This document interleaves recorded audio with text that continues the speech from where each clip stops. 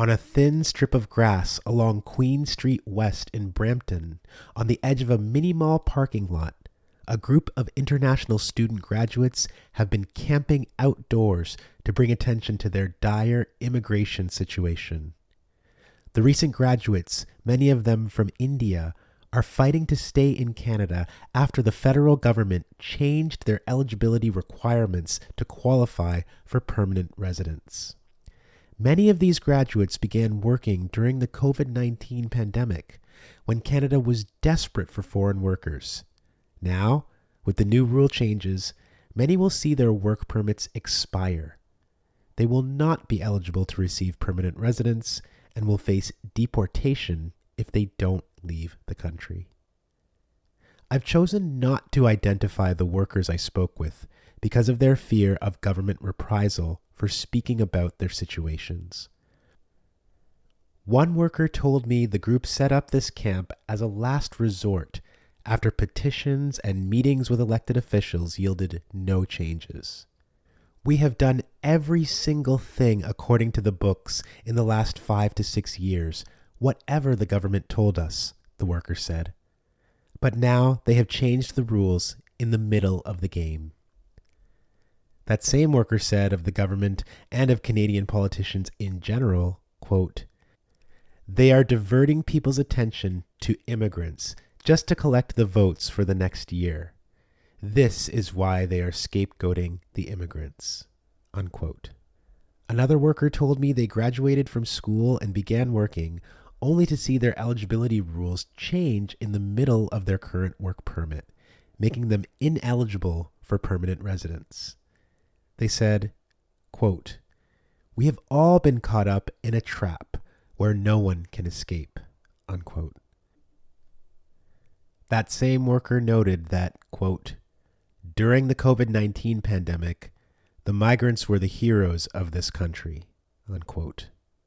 The worker said they were fighting, quote, "for the future students who want to come here so they can have their legal pathways to get their permanent residency." Unquote.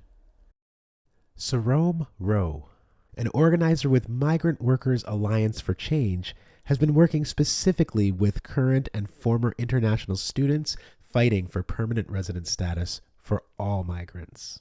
How many of us out there have been told that it's migrants who are responsible for the housing crisis, that it's somehow international students who actually live in some of the most substandard housing conditions who are responsible, that it's somehow international students and migrants who are responsible for pushing down wages and working conditions and for creating the affordability crisis.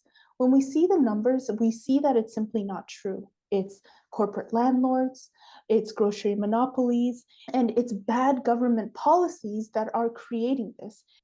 According to government stats, more than 200,000 postgraduate work permits are set to expire by the end of 2025.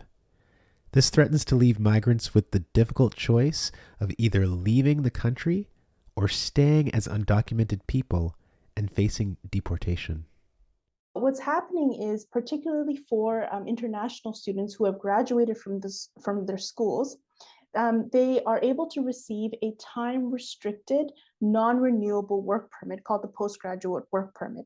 You can only get one once in your entire lifetime. Even if you go back to school, you cannot get one again. And so you can imagine that the pressure is intense, right? During this 1 to 3 years that they have on their work permit, they have to meet very difficult requirements for permanent residency, including extremely high language scores, as well as high wage work experience. It's not just any job, but a minimum of 12 months in a job that Canada deems as valuable in high wage work. At the same time, then you start losing points for age. So time is really stacked against migrant students. In this moment where there has been so much xenophobia and racism, it's been increasingly harder for migrant students to find jobs. Former international students are running out of time on their work permits. The federal government is saying that they won't renew it, but there aren't frequent draws to ensure that they get permanent residency. So it's a paradox. It's kind of an impossible situation that these students are in. A sign atop the Brampton camp reads, "No more Komagatamaru." It's a reference to a historic example of racism and discrimination against South Asian migrants. In 1914, a ship called the Komagatamaru brought 376 people, mostly Sikh men, but also Hindus and Muslims, to the port in Vancouver. They made the voyage to challenge racist immigration laws that barred people from India from immigrating to Canada. The Canadian government refused to allow most of the Komagatamaru passengers to leave the ship.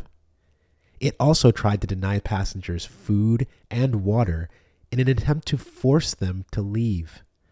After weeks of standoff and a failed legal challenge, the ship and its passengers were forced to return to India, where 20 of the passengers were massacred by British police and troops who were skeptical of their loyalty to the British Empire.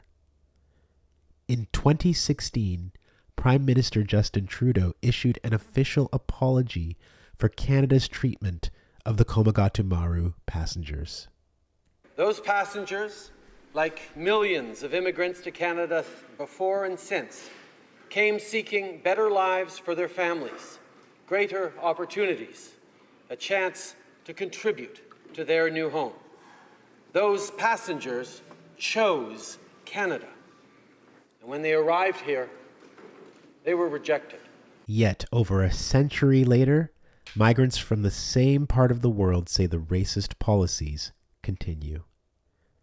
The Brampton camp is one of several across the country in recent times to challenge the exploitation of migrant workers and demand status. Earlier this year, demonstrators in Prince Edward Island went on hunger and water strikes to bring attention to their plight. And in Manitoba, thousands of workers had their permits extended after they protested the more restrictive rules. The Brampton camp is hosting a major rally on Saturday, September 28th at 1 p.m. to mark 1 month of demonstration. Their demands for the government? Extend expiring work permits in 2024 and 2025 for all international students. Give 5-year postgraduate work permits for future applicants. Stop exploitation by employers who offer job opportunities to migrants for huge fees. And create more pathways to permanent residence. You can find more information about the camp located at 295 Queen Street East in Brampton, about Saturday's demonstration, and about a petition to federal politicians in the description below this video. For Yes Everything, I'm Desmond Cole. Thanks for watching.